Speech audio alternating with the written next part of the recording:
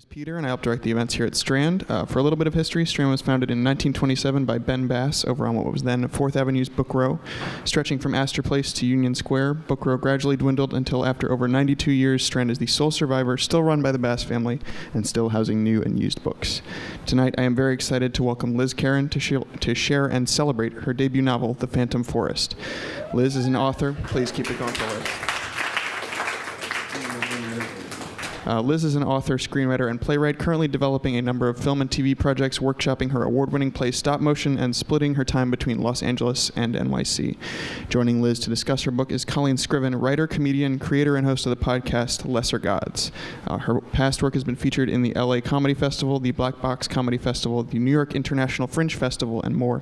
And she is currently developing an audio drama for the Paragon Collective while assisting Gillian Flynn with her adaptation of the series Utopia.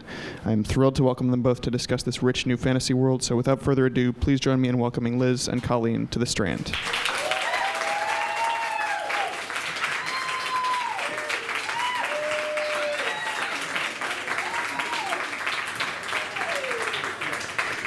Hey, oh my gosh. This is really high. Thank you so much, everyone, for coming. I went to college down the street, so this was my bookstore. I spent a lot of time here over the years, so it was really, really, really special for me to get to come visit the Strand and bring my book here. This is my first book, and I'm really, really excited to see you all tonight. This is amazing.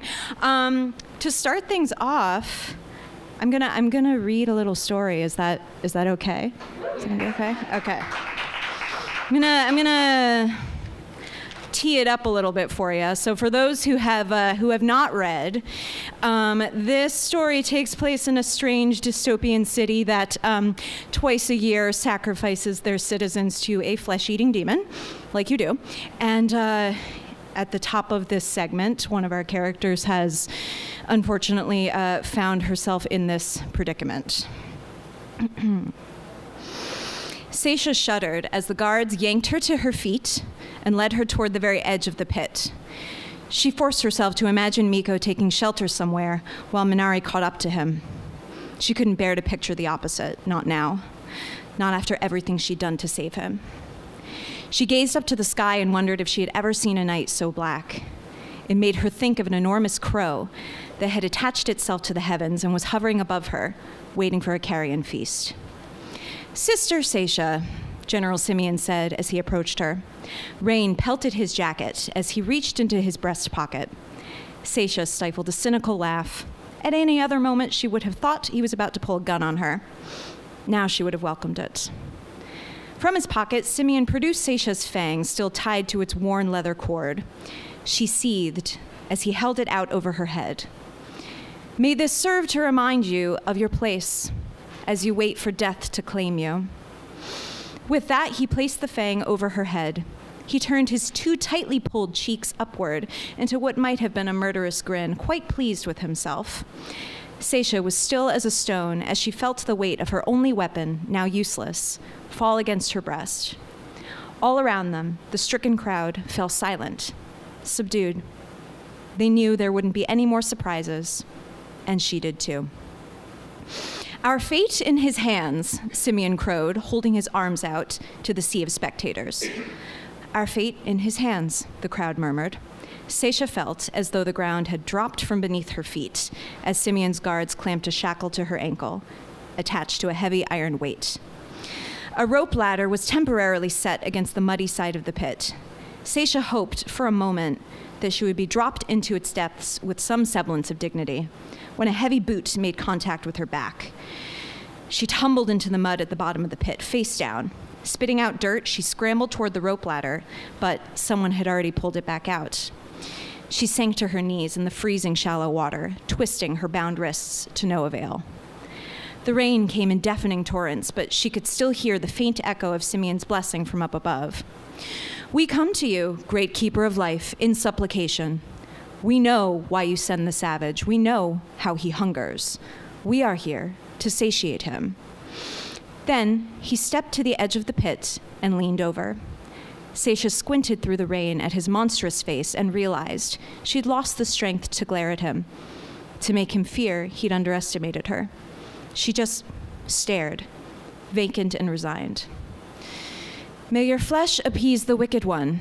May your blood protect the earth, he concluded his speech. May your sacrifice be remembered. A foul grin spread across his face as he pulled the veil back over his head. Her sacrifice shall be remembered, the audience echoed. The gong rang out again, and Seycia felt numb all over, as though the sound had ushered in a cold front. She could hear the Kronazans start to hum in unison. She huddled against the muddy wall of the pit as the raindrops assaulted her. She shrieked to the heavens as the frigid water began creeping past her hips. Her legs felt heavy and stiff. Her body was starting to freeze, but her rage distracted her. The furious cries to the night went on, and the thunder joined in her mournful song. She lost track of the minutes as the merciless rain pounded against her skull, and she felt water at the nape of her neck. She struggled against the weight on her foot and howled with a mouthful of water. Suddenly, she was warm all over, as if someone had swaddled her in blankets like a tiny baby. For the first time, the weight of responsibility lifted from her weary shoulders. The blustering wind rocked her limp body back and forth, the way she was sure her mother once had. She felt as though she had been cupped into two strong, trusting hands. How nice it was to be small, to let someone else take control. She grew warmer and warmer still, now only faintly aware of the water rising above her lips. Dreamlike images burned behind her eyelids, and she knew she must have once recognized the faces that danced before her in golden bursts of light, but she could not place them now. Then a fire erupted inside her chest like there was something inside of her trying to claw its way out. Breathe. Breathe. You have to breathe now. Her lungs began to spasm as her eyes snapped open. She choked on a mouthful of water and jerked her head toward the surface, to no avail. At that moment, the water level rose as though someone had just thrown a weight in. She opened her eyes underwater and saw a whirlpool forming around her, surrounding her with spastic circles. At the bottom of the pit, she spotted two glowing yellow orbs, slowly, menacingly, moving in her direction. She stared at them, hypnotized. She'd forgotten where she was or what was about to happen. Her mind and body were focused on only one thing: to breathe, to live. Then, as though nature had read her thoughts, she was hoisted out of the pit, like the water had just spat her out. Joy and relief surged across her body as she rose up into the air. Someone had come back to save her. She gasped for breath, but something was wrong. She felt an extraordinary pressure against her chest, like her whole body was being squeezed by an enormous fist. She tried to open her eyes, but she couldn't. She parted her lips to scream, but no sound came out. Her heart hung heavy in her chest and slowed down, down, down. There was no more fear, no more pulse. She felt as if she'd been forced through an impossibly tiny opening, swallowed up by a darkness thicker than the most palpable black smoke. And as the world fell away, she realized this wasn't a rescue. This was the end. The savage had taken its reward. Thank you.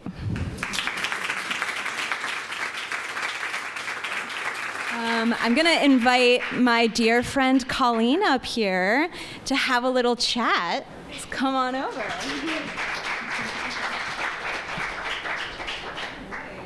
guess these are a little more weight. I'll keep mine. Yes, this is how we're doing it. There's the plan. All right. Hey, everyone. Thank you so much for coming. What I love about the section you just read is you took the question, how could drowning be scarier?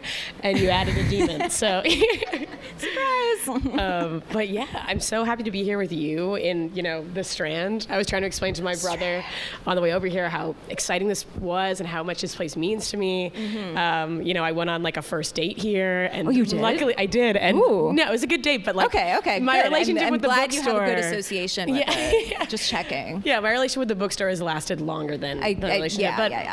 But so exciting to be back here because we both live in LA, but we miss New York so much. By way of New York, yeah. Yep. Mm-hmm. So it's like coming home. Yeah. So great. Yay. Speaking of, New York, which is in itself this kind of, crazy, insane world, I really wanted to talk to you about world building because Good segue. yeah, I was like, I'm really gonna go for it. But yeah, so I've read a book or two before, but what I thought was so do you imagine I got way up here and they're like, oh no, she can't read. This is the first book I've ever read. Do you guys know these are not props? But what I found so exciting about reading this was I can't remember the last time I read something where the world was so expansive and there were so many details. Like you actually built two worlds, right? You built our world and then you built an underworld, and both had details that were so rich. And we were talking about backstage. Like I have a podcast that takes place in its own kind of world, which is Minneapolis, which is a lot easier to build for me. So what I wanted to know was, where did you start? Like, what was the seed of this world, and kind of where did everything grow out of? Well, I think that where I often start with world building has to do with mythology and just like the human history of storytelling and like archetypes that we are familiar with, since the time of Greek and Roman and Egyptian mythology. And so those are kind of the building blocks of religion and also, morality and how we move through the world. We use stories as kind of like a compass. So, I wanted to do something that kind of was a mishmash of a lot of my favorite mythology throughout history with its own kind of modern dystopian twist, which sounds like a good sentence in a pitch, but is like easy say, hard do, and even harder sell. Even as you were reading, you were like the sort of call to the savage and the remember your sacrifice. There's so much interesting language, and for me, being a podcast person, it's all about language, and that's always my jumping off is like, what's the slang kind of this world? Yeah. And you do an awesome job with that. Like that's a strong suit of yours for sure. Well, thank you. But so even the names of everyone were so interesting, and I was curious as to like where you kind of drew from for that. The names for me, names are really special, but these were. Gosh, this is a really funny story. Like the name Seycia, there was a girl I met one time in college at a party whose name was Seycia. And then you drowned her in a book. Maybe one day I'll see her again and I'll be like, listen, you don't even know what you should mean. Not let her read the book. No, but I think she'd like it. She'd be happy like, wait, what page do I die on? Now. But yeah, so sometimes I'll just hear a name that kind of just like evokes a character and a personality and an image, and I don't know, like that's honestly where that name came from. That's her real name, like spelling and all? Actually, this is a funny story. I changed the spelling of Seycia 4 times throughout the editing of this. So like sometimes, and if you look on like Amazon or Goodreads or whatever, there are people who have read like other versions of this where it was spelled completely differently. And I have friends who like, and I'm looking at you, where I would like be texting you being like, how would you pronounce this? And it was just, we went back and forth, and I had just finished my copy edit, and I emailed my editor, and I was just like, people are pronouncing this name wrong. We have to do something. Well, that's something so I changed it right before we finalized it. Yeah. Well, that's something we were joking about backstage, is because I was about to get up here and not say Seycia. I was going to say something completely different. See? And you would have been like, which book did you read? You that's okay. Well, that's like when Harry Potter came out and I was saying Hermione for like 7 years. You were saying Hermione? And like people let me get away with it, and I'm still mad at all those people. I was saying Hermione. See? And like that took a really long time because my dad read the books to me at first and said everything wrong. So I saw the movies even and I was like, Ron? who is this? Ron he got. But everyone else, it was... See? Yeah. So it happens. But that's definitely, there's a lot that's just cobbled together in this book is the answer. A lot of, and there's, like I talked about, mythology, Greek, Roman, Egyptian, and also like a sprinkling of Dante's Inferno is in there. Like it's a whole, you always need a little sprinkle of that. Just, I don't know. Then for me, when I was like, I start with character usually, and the story builds out from there. But I was curious with this, because the world is so expansive, or both worlds. Did you start with the world? Did you start with the story, or did you start with Seycia? Would you meet this girl and you were like, I gotta drown her, and then you kind of built out from there? If this is being recorded, we just can't show it to her. But yeah, we have to find her. Okay, so I actually wrote a low-key short story version of this when I was like 12 or 13. We learned about Mayan human sacrifice in our history class in middle school, and I was like, well, that's gnarly and dark. Let's run with this. And I wrote, a short story about this like kind of post-apocalyptic society where they were sacrificing kids to a monster, kind of in like a Theseus and the Minotaur sort of way, because we also did that play that year. There was a lot going on in 6th grade at Middlebrook. Fun fact. It was a very goth year. It really was. Yeah. And I thank them for that. And it's why we're here. But yeah, I wrote this really weird short story about, a girl who survives the ritual and then is like, I'm going to take revenge on all the people who just tried to kill me. But then she has powers now, and it's a whole thing. And then, obviously that didn't go anywhere because I was 12. And I don't know what, I was on a road trip from Northern California going back to LA, when I first moved out there. And I think I had like a weird dream at the hotel that night and like woke up the next morning to keep driving. I was all by myself with my dog. And I just started thinking about it again. I'm like, whoa, that was such Were you pitching it out loud to the dog? I might have been. Listen, it was a long road trip. There was a flood and a roadblock. Like we needed to kill time. Well, I find road trips are great for thinking because whenever like you're stuck on something and like you're just looking at something totally different for like, as the seconds tick by. Yeah. So I get that. I'll purposefully take myself on long road trips now if I'm trying to like work out a story problem. I did that a couple of months ago. Like just when I was finishing up edits for this, I was like, I think I need to drive up the coast and back down all by myself. Just, Well, something that I found to be very interesting about the story and the world kind of connected was that it isn't just fantasy, it is dystopia, because our world did exist and we messed it up. And then like all the little touches of like, there's a MacBook that is just like basically like a rock. And like, so where did that idea come from to take a dystopia and turn it into a fantasy? I mean, I love dystopia. I know that it's gone in and out of style over the years, but like, when I was in college, seeing the movie Children of Men really affected me deeply, and Handmaid's Tale, both of those relate to having babies or lack thereof, which is not what this is about.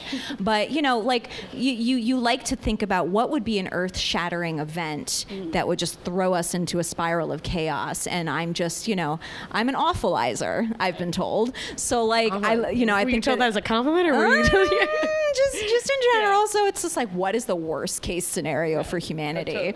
And I'm fascinated with that. Now, I think that, the reason dystopia goes in and out of style has to do with wherever we are at culturally.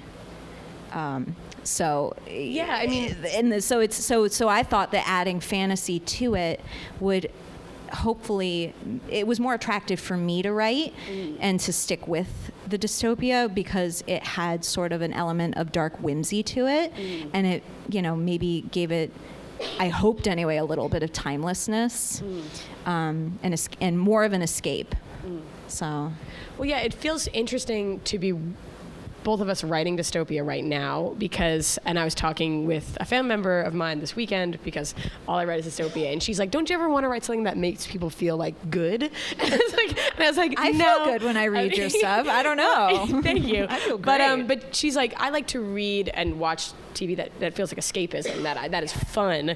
And, when you're doing all the sad stuff, it's not fun.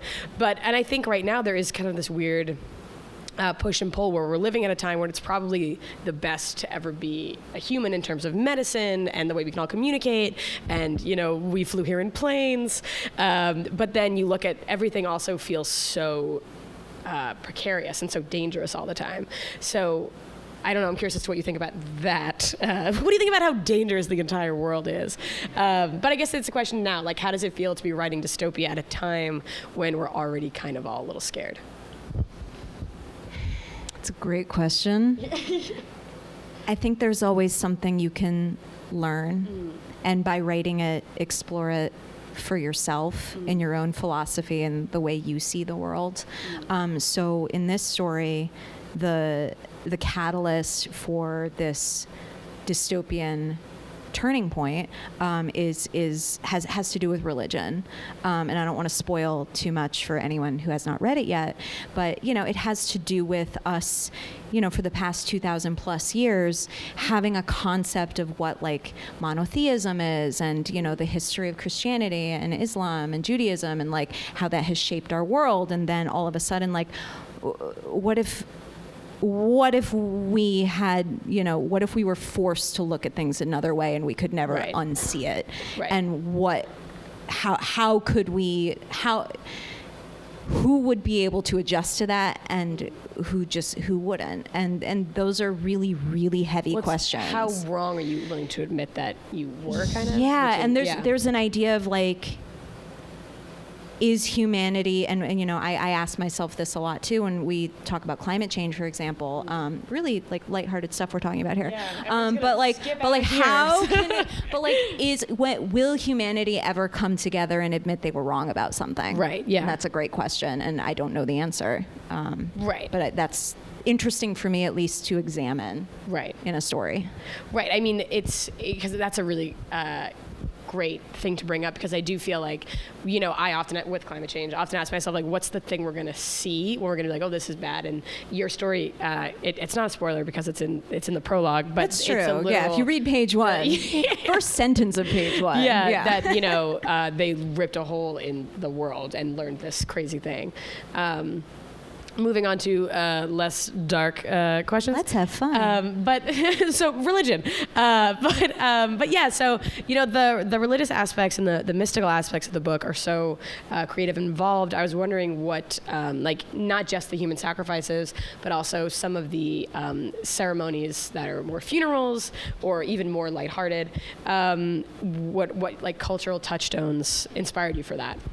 That's a really interesting question. I chose to, I went out of my way to make this as original as possible to keep myself from appropriating anything ever. Oh, That's cool. a really big deal to me. So, it's fantasy, it's dystopia, it's not based on any one culture. To me, this is like the entirety of the human experience thrown into a blender.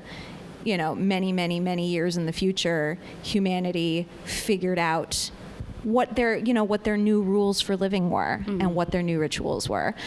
So like I said, I was, you can be inspired by a lot of different things. I talked about Mayan human sacrifice rituals, Greek and Roman mythology, the Tibetan Book of the Dead is super interesting if you've ever done some light reading on that. I have the audiobook. Yeah, it's a good one. But there's a lot.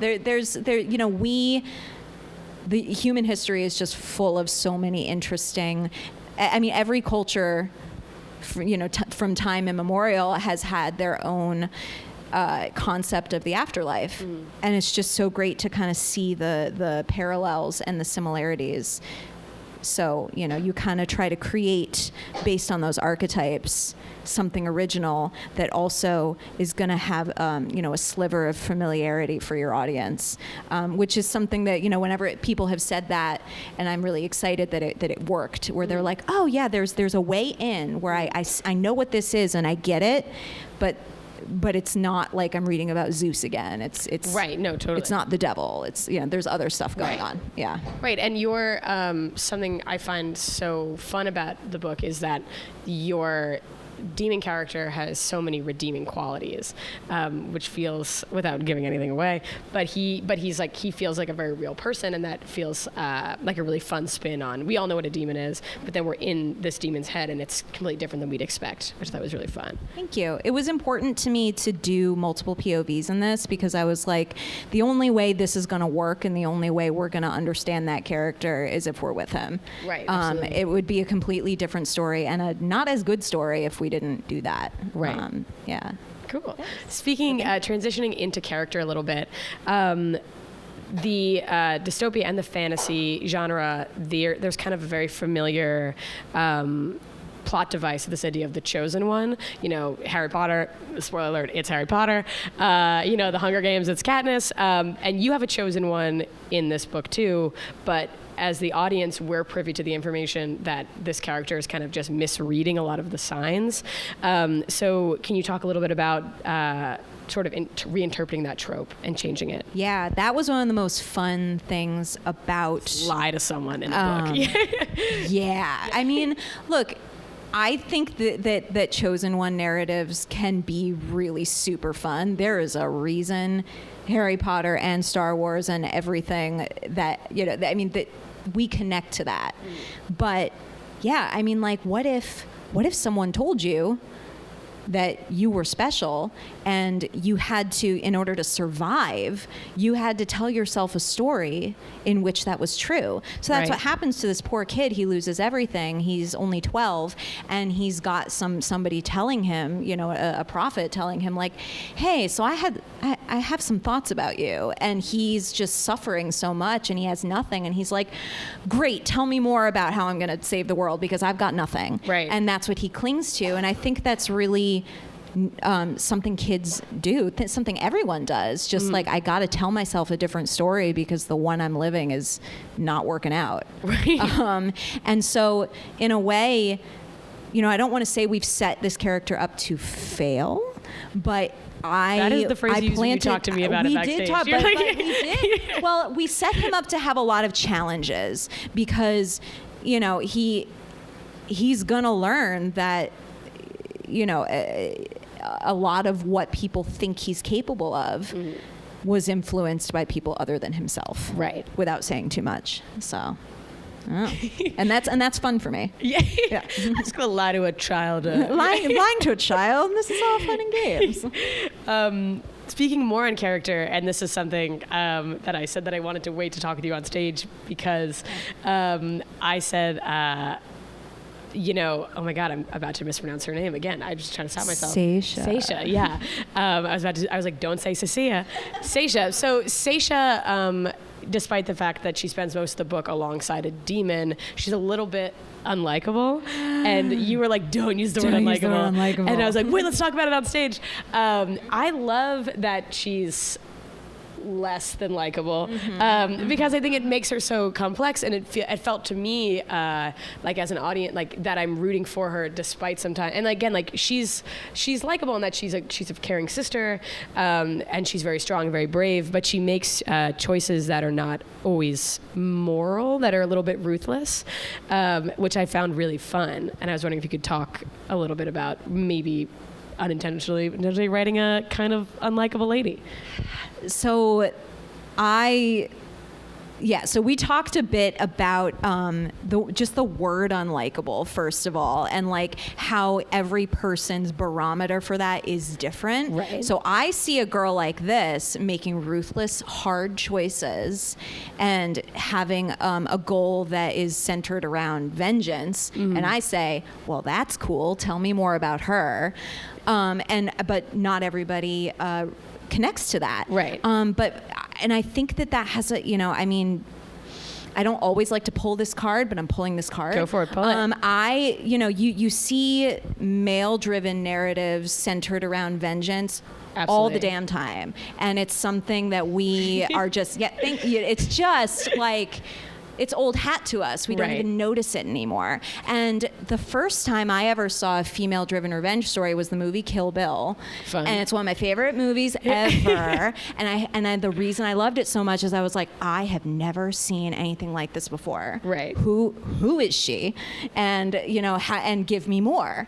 And, so when I wrote, Seycia's whole goal in this story it revolves around getting revenge on General Simeon in the worst way possible, and she wants him to suffer. Right. And I think that's okay. Yes. Oh, absolutely. I mean, he earns it. I'm sorry. He earns the he earns the vengeance. Mm-hmm. But there is definitely I saw an author I know tweeting about this exact thing about a week ago, where it's just, a female character, a young woman who has been through a lot, been traumatized, who, only knows survival. People don't always know how to process a character like that who pulls focus to her trauma. whether that's in the form of taking revenge or healing in a way. Like, they just want people who won't dwell on it, who won't cry, who won't, who just move on with the grace of God. And I'm like, I'm sorry. Yeah. I don't think we do that all the time. Well, throughout the process of writing the book, did you ever, because we were also joking that I was recently told that my main character is very mean, and I was like, I don't think she's mean, and they're like, oh yeah, she's mean, and I was like, I guess she is mean, and like, were you though ever told while writing this about unlikability, was that word brought up, or was anyone ever like, maybe Yes. she doesn't want to do vengeance? times. Oh, really? Yes. So then, can you talk a little bit about, choosing to stay the course and keep her on that vengeance I chose path? to stay the course. Yeah. I think that there was.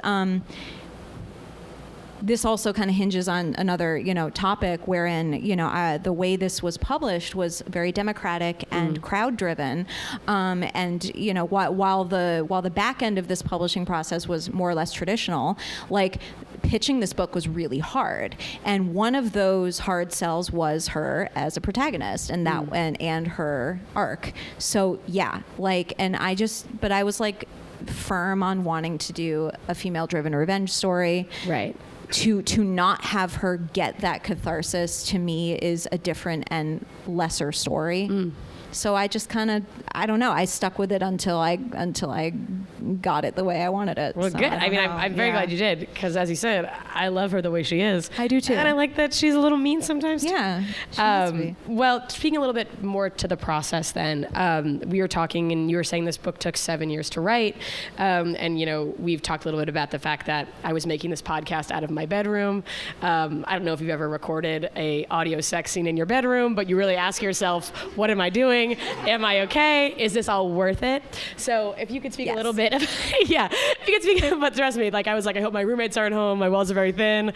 They're gonna be like, what is she doing in there? So if you could talk a little bit about, but now unfortunately they don't blink at it. I'm like, I wish they would worry about it. But anyway, so if you could talk a little bit about then maybe, without us being downers, because obviously it's a triumphant end. Yeah. But if there are any moments throughout your 7-year process where you were questioning yourself? Yeah, I mean, part of the reason this was a long process is because, it was a really hard sell. I think now that I have more experience in the publishing world, I understand what the rules and the no-nos are. That and they're always evolving, these so-called rules, but there are certain subjects and genres and types of characters, a lot of arbitrary things that editors won't touch.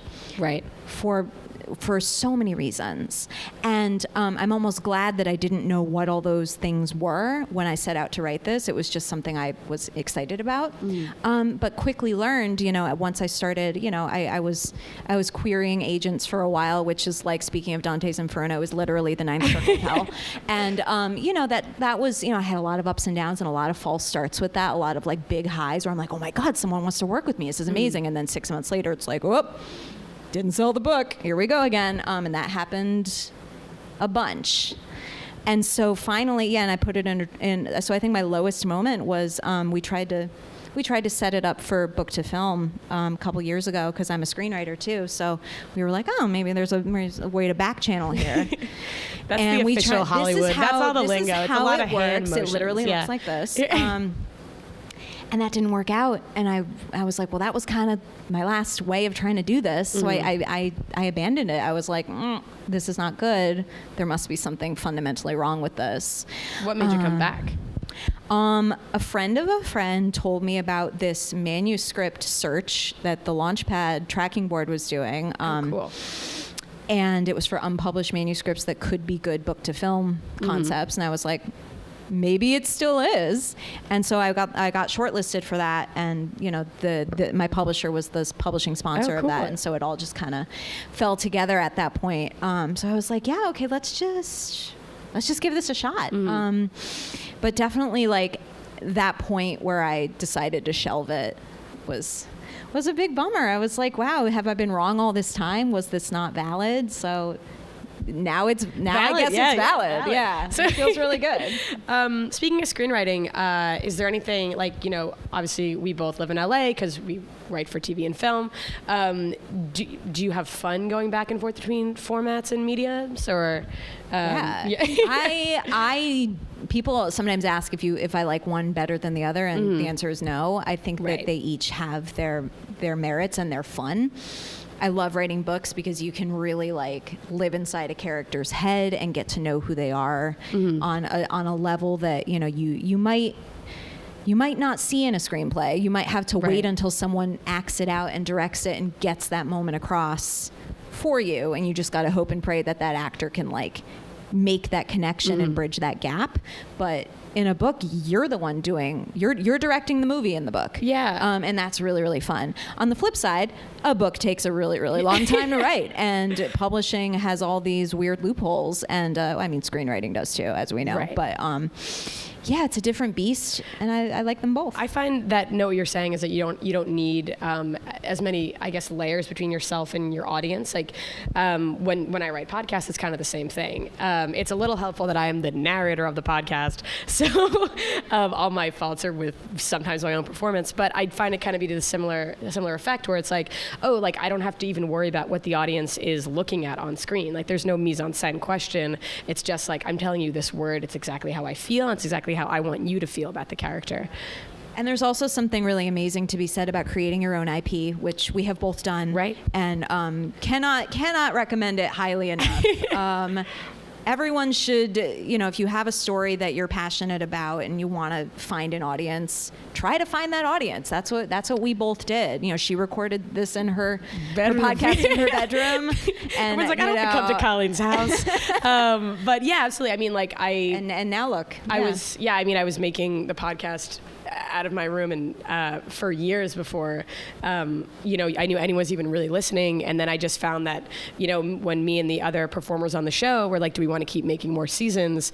At one point we just looked at each other and we were like, we just have fun doing this. So when you watch those numbers go from like 15 people to like thousands and thousands, and then people are making Tumblr fan art, and you're like, have I made it? This is so cool. Fan art means you've made it. When people put like hashtags so they're mad at you what you did to a character, you're like, oh, I love this. But it's just funny because shortly before I began adapting the podcast for television, my stepmother was asking my dad, like, what's the podcast about? And my dad was like, Melissa, it's not for everyone. And now it's like, oh, great. And what's great about creating your own IP is that's exactly it, right? It doesn't have to be for everyone, as long as you're willing to work on something for 7 years, and just because it's a story you want to tell. Yeah, because you like it. Yeah, right. And you care about it. So, and that's a good litmus test, and hope for whether other people are going to care about it. Oh, yeah, right. Like I find when you're creating your own IP, and especially at the beginning when you're just doing it kind of for yourself, you are like, why am I putting this scene in the piece? And you're like, oh, just because I'm so excited about it, which is fun, which is awesome. Speaking of more IP, I was curious. I mean, the book, not a spoiler, ends a little open-ended, and I was wondering what the plans for the future of the story are. So while I do not currently have a 3-book deal, I am writing 3 books because I'm that's a crazy the spirit. person. Like that's the energy I want to put out in the world. That's the spirit. Yeah. Definitely it's meant to continue. I'm writing 2 more books for sure, slowly but surely. Very cool. And we'll see what I end up doing with them. And then you and me were talking about this earlier, and this is the first time I've said it like in public, so I'm going to say it in public. I want to do a podcast as a prequel. Right. So trying to figure out how that's going to work. I'm going to ask you a million questions about that later. later. You absolutely can. Yeah. We won't do it in my room. But yeah, like or we might. There's like, I made my own sound booth when I first started doing my podcast, and my roommates are like, "What are you doing in there?" Because it's like an IKEA like storage bin, and I'm just like, I'm gluing like mattress topper cut up to the inside of it. I'm like, I'm fine. I'm making a podcast, and now podcasts are like my life. And what I'm so excited about for you and getting into that world, I think it's so fascinating to not only you as a writer move between mediums and formats, but to have your story move between mediums and formats. that aren't just, I mean, like obviously book to film is so exciting, but the idea of also moving in an audio space is very exciting and a different way to experience the story. Yeah. It's still a way to go deeper with the characters, but not have to have a feature film budget and deal with all of that red tape. So yeah. You may borrow the IKEA storage bin. I just might. Just you wait. Cool. Should we open it? Yeah. Up? So how much time do we have left? Okay, perfect. Great, awesome. We're So if you want to raise your hand, I will do my best to bring you the mic. Bonus points for going first. Okay. Hello. Hi. I haven't gotten past like the intro chapters that you post online, but my question is, why did you choose to do like the whole big reveal on page like 65? No, like the section. The thing I just read. That you read isn't until like chapter like 5, but it's in the back cover. So why did you choose to do that? Well, I didn't write the back cover. Okay. So, A of all. So but, rip it off. So no. Well, here's the deal. I think like for me, so for instance, like, okay, I hope everybody here has seen the movie Psycho. If you haven't, well, you should go see it. But, there is a death in that movie that is a spoiler that takes everything, into unexplored territory. Wait, Jill's very upset. But, a thing like that to me is the game changer in a movie like that. But in my opinion anyway, the reason I was okay with the back cover matter saying the thing and why I'm reading this section is because that's only the beginning of the story. Right. To me, that's like the end of Act 1, right? Where it's like, now we're going into a whole new world, and it's going to get really weird. So, like, you don't... It's, that would have been just a quick blurb on the back. Going into a whole new world, it's going to get weird. It's going to get weird. But, I think that for me, it's not a spoiler. But I'm sorry if it feels like one. I got into this book expecting that to happen within the first 3 chapters. Mm-hmm. Oh, okay. So yeah, we're. How is this gonna work? Gonna find out. Thank you. Yes. Martha has a question. Hi, Liz. I like your cape. Hi. Thank you. Where did Norin come from? Ooh. I like animals. I love fantasy animals so much. I'm tired of dragons. I'm sorry. I know I'm a fan of dragons, but I'm also tired of dragons. And I think that I wanted to just kind of come up with a creature that seemed intimidating and mysteriously scary for a while that, you could... Are you allowed to explain what Norm is? I think I can. It's a primordial underworld creature that flies through the skies and seems very ominous and scary for most of the story, but then you learn more about it. And people seem to really like him, but have a lot of disagreements about what it looks like, which does crack me up, because I had somebody say oh, Norin would be such a great stuffed animal, and I'm like, Norin's supposed to be scary as hell. I don't want that in my bed, but maybe you do. So, yeah. Molly has a question. Hi. Hi. Well, I want to ask you. Soft-spoken. I want to ask you about whether or not you would categorize this as YA, if that was an intention. If so, how that might inform the process. If that was unexpected. Any and all of those questions, please. That's actually an awesome question, and I feel like initially I did set out to write a pretty straightforward YA, but quickly realized that I saw it as more than that, and so I've been actually very excited to see it shelved in a lot of different spots. I was talking to a bookseller out in LA who he shelved it in horror, actually, and I was like, oh, dude, why'd you do that?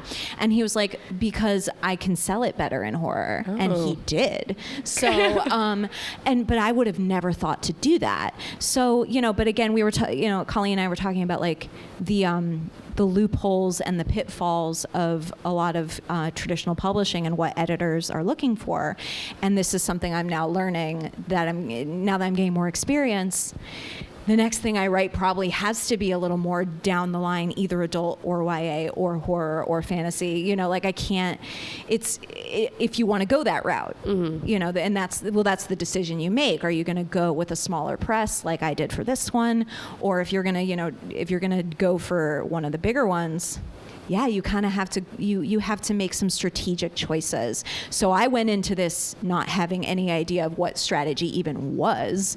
So that's how we ended up with this. Well, I think too, it must be so Yeah. strange because although Lesser Gods, my podcast, has a lot of YA elements, it's also very adult. So I'm always like, I guess it's like really adulty YA is how I describe it to people, because when you're coming up with an idea, you're never like, where is this going to sit in a bookstore? I'm sure you're kind of like, well, let me just let the characters do their thing. But that's the first question that Right, an editor's going to absolutely, ask yeah. you.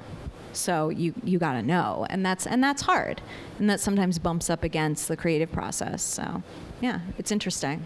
But I also think, as a caveat to that, I think YA is evolving. You see a lot of people talking about new adult, which is a category that appeals more to like, you know, early to mid 20s as a jumping off point. And I love the idea of that subgenre, and I pray that more publishers put that out. So fingers crossed. Cool. Yeah. Thank you. Well, I'm definitely an adulty, not a YA. And I congratulations, Liz. It's lovely you. to see you. What is IP? What is that? Intellectual property. Ah, okay. That's not really my question, but I But just give the mic right back. figured Just out let me get what one. YA was, but you know, Young I'm adults not in and the, intellectual. the jargon. We're that- acronym heavy up Yes. here. It's okay. Call us I was out. following. It's Liz is an fascinating. acronym. It's not even a first name. Yeah. I want to ask you just a writer question. When you're wearing a playwright's hat and you write scenes, you know, usually you'll have them read by actors and you can go back and rewrite. Okay, when you're writing a novel and you've written chapter 1, do you read it out loud to yourself? Do you tape it? Do you listen to it? Do you have somebody read it for you? Or do you leave it alone? Does it live only inside your head? It's a good question. Yeah, sometimes I will read dialogue aloud to myself, because I say if I can't sound natural saying this, then like God help the person who's hearing this in their head, because like I think that sometimes novels struggle with. That's a harder thing, dialogue in a novel, because you don't have the benefit of hearing it workshopped aloud with actors, or being on set directing a scene and being like, well, that sounds weird. So yeah, I definitely, you know, alone in my room, like we do, not recording The it. subtitle of this whole conversation, Alone in My Room. Colleen and Liz, alone in our room. But yeah, like I definitely. Do you ever do the thing when when you're like driving and you're practicing dialogue? Like if I'm in traffic and I like need to have like a fight, I'll like practice fight dialogue just like at other cars. I'm really glad that I keep meeting more people who do that. Because I mean, like I'm married to another writer, and like we have had this discussion before, and I was like, oh, you do that sometimes? I do that sometimes. And now I'm sure it'd be like more a people who do that. terrifying Uber driver, but like it works. Yeah. Or Or a really good fun. one. Like it was 5 stars. It was a very dramatic ride. I was really sucked into the story. Yeah, I didn't want it to end. One in the middle here. Hi, Hi. big fan. Really nervous to like see you in the flesh. It's really amazing. Coincidentally, I also went to Middlebrook. And How'd you like that? It was not I just wanted to Wisconsin. say She that made it was sound- like, you're right, it's a fodder for a lot of stories. And I'm curious, aside from the long form aspect of this, aside from the long form aspect that you've taken since Middlebrook, how drastically has the story transformed over time from that initial thought to what it is now? Yeah. A ton. I mean, obviously, A, it's longer. B, I'm not 13. But yeah, I mean, the whole dystopian element of this story actually took longer to click into place, because, you know, having to decide, like we talked about before, what the catalyst of the dystopia was, actually, strangely enough, was one of the last things to click into place, where I'd actually, you know, it was all kind of a mishmash of different things. And then once I started working with my editor, he really helped me clarify just the history, the idea of like a holy war, the idea of like, you know, ripping the world and seeing what is going on behind the scenes. That came into place really late, which is strange to think about. But that's kind of the nature of storytelling, where you're just like, oh my God, how did I not have that in the story 5 years ago? Now I can't imagine it without that. And that's part of the fun of putting it together and discovering it. We have time for maybe one last question, Or not. or if there are no questions, Oh my gosh. in the nick of time. Well, Did you say, oh my gosh? no, because that's my dad. Great. So I have no idea Like, what's whatever you're coming. going to ask, she's very afraid of. Definitely not a YA either. But I really, really enjoyed it. Thanks. Were you When a little did- scared by I wasn't sure where it Probably was because going. of what I've said very strange things about it over the years. Yeah. Anyway, as you were writing that, when did you decide that there was more to come? I think I always knew it was a big world. I think I always was aware that by the time you finish this first book, the engine is really only just starting to roll along. And I think that I could have written this as a much longer book. I mean, this could have been part one of something much longer, but like, you know, no one's going to publish a 500-page book for your first time anyway. So, yeah, I think that, and I also, you know, loving TV, loving serialized drama, loving, you know, trilogies of films and what have you. You know, your brain just kind of thinks in a serialized way. So my next book I'm writing is a standalone, so something that's not a sequel to this, and that's going to also be a new adjustment. Is kind of condensing it and being like, this ends, and it's okay that this ends. So it'll be interesting. Good question. Cool. Well, thank you all for your questions. Colleen, thank you for your questions and Thanks, insight. Colleen. And Liz, Thank thank you you for so much having for me. being here. Thank you all for coming.